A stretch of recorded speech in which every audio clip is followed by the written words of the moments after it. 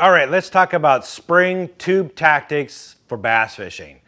Yeah, tubes, they catch a lot of bass, and during the spring especially, if you rig them these ways. There's a lot of different ways to rig tube baits, but during the spring, I narrow it down to these particular choices.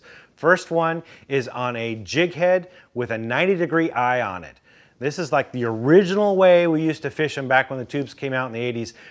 The eye stands straight up and a little bit back from the front of the tube. And the reason for that is when you cast it out, you actually do this on slack line. Use spinning gear, a medium light power rod, medium light action, spinning rod, maybe a 7-foot at the most. Put it on, I like to put it on 6-pound test, guys, 6-pound fluorocarbon. I use real light line. That might be a little scary for some of you. You can go up to 10-pound, that's fine. But I like to use light line because it gives the bait a little more action.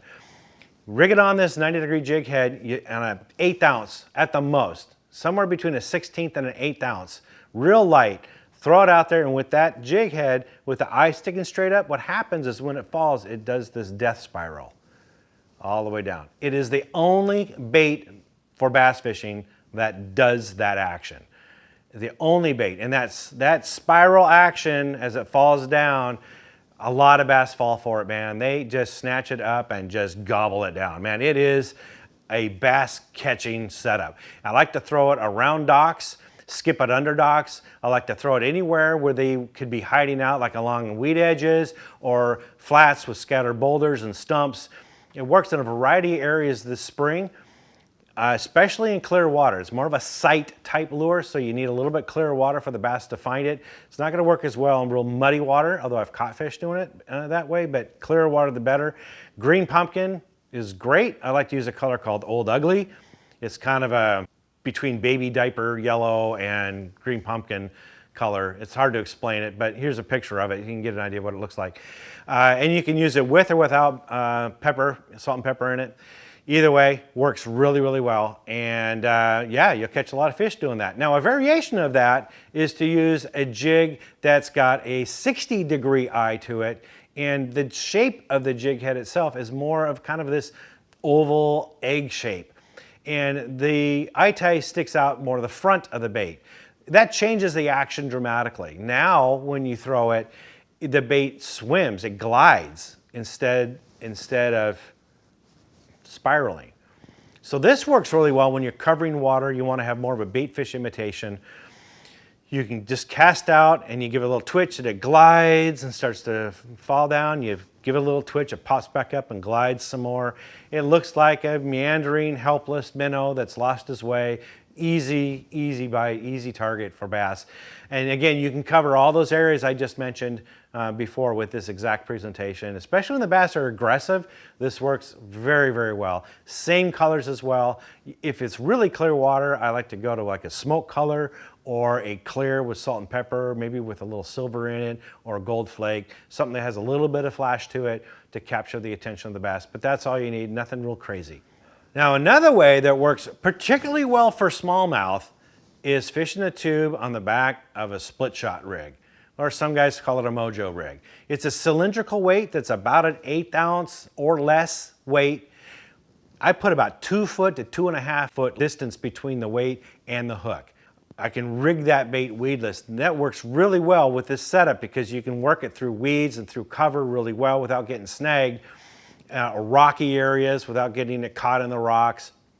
This is particularly good in the early part of the spring, but works all the way up until they're spawning. I like to fish this a lot because I cover a lot of water. It's amazing how fast you can cover water on a finesse tactic like this. A lot of folks think finesse is simply really slow and that's it. That's not true. It's just a style of presentation. You can fish it fast. That's in this time of year, when the bass are aggressive, it works really well. This tube bait it'll imitate either a craw or a bait fish. Doesn't really matter unless the bass are really keen on one or the other, but either way, you'll still catch a lot of fish. A little trick I like to use with this is I like to take a little piece of a toothpick, break it off and put it towards the back end of it, and it holds open the hole of that tube.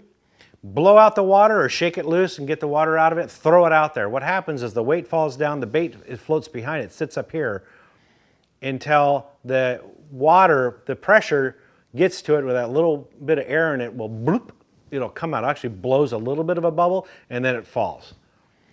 That is bass candy. It's an action that a lot of bass haven't seen. They'll follow it. This works especially well if you're not getting a lot of bites. They'll follow it and then the bait stops and they look at it. Sometimes that stop will get them to bite too when it's floating right above the weight. But it sits there and they're looking like, I don't know. And they start to maybe swim off and then it bloop and it falls again. Wham! They will annihilate it. I mean, the strikes are pretty vicious. You'd be surprised. So that little tidbit, that little trick can get you a lot more bites with a tube bait on a split shot rig. So try that out. Now this next presentation is another one a lot of bass anglers don't use this time of year, and that is flipping and pitching a tube bait. Now some folks think you got to have a special tube that's got a thicker wall to it and it stands up better. You know, I've tried both and I don't see a significant difference. Yeah, a thicker walled tube does last a little bit longer, but not significantly longer. I just use a regular tube bait in this instance. I rig it Texas style with a 1/4 ounce, maybe a 3/8 ounce bullet sinker, and I rig it with a trocar hook is what I use. I'll have a link here on the bottom of it. You can get to it.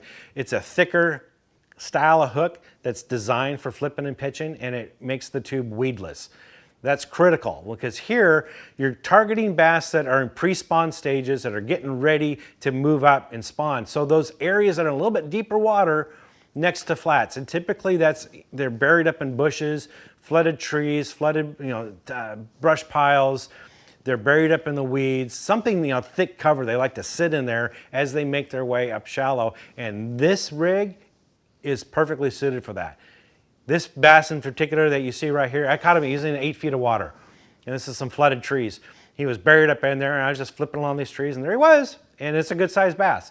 So you got to put this on stronger, stouter equipment. So you're using 50-pound line, braided line, and I use stout gear. This is a medium heavy to heavy power rod, 7'4", fast action rod.